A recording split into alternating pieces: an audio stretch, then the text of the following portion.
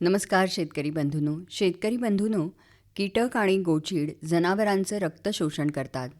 आदी जीवजन्य आजारांचा प्रसार देखील त्यांच्यामार्फत केला जातो. लंपी त्वचा रोगाचा प्रसार हा प्रामुख्याने चावणाऱ्या माशा, डास, गोचीड, पिसवा, चिलटं या बाह्य परोपजीवींकडून एका जनावरापासून दुसऱ्या जनावराला होतो.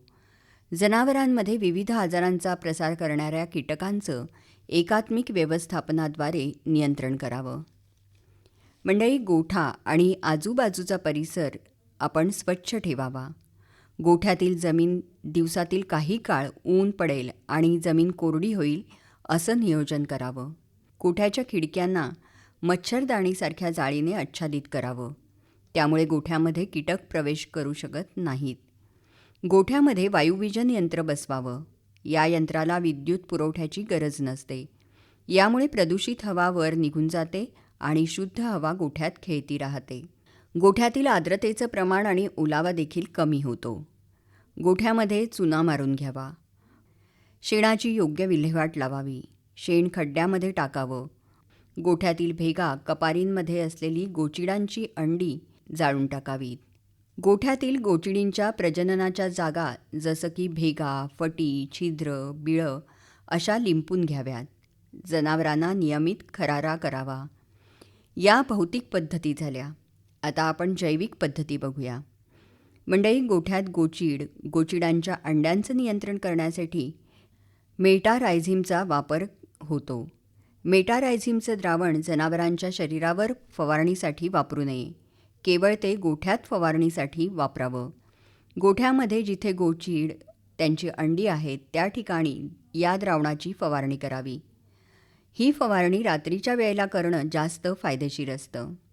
आता नियंत्रणासाठी आपण वनस्पतीजन्य गोचीडनाशकाचा देखील वापर करू शकतो. जनावरांना कीटक चावण्याचं प्रमाण कमी व्हावं यासाठी हे द्रावण फवारावं.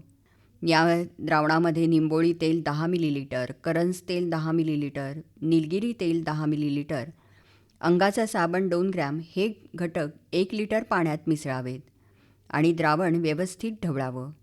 हे द्रावण गोठ्यात सर्व ठिकाणी आणि जनावरांच्या शरीरावर फवारावं. कुठल्याही एकाच प्रकारचं तेल न मिळाल्यास इतर 2 तेल प्रत्येकी 15 मिलीलिटर मिसळावीत. जनावरांचा डोळा, तोंड याच्यावर फवारणी जाणार नाही याची काळजी घ्यावी. याचबरोबर मंडळी, निंबोळी अर्काची देखील फवारणी आपण करू शकतो. यासाठी उन्हाळ्यामध्ये पूर्ण पिकलेल्या निंबोळ्या गोळा करून भरपूर वाळवून त्या साठवून ठेवाव्यात.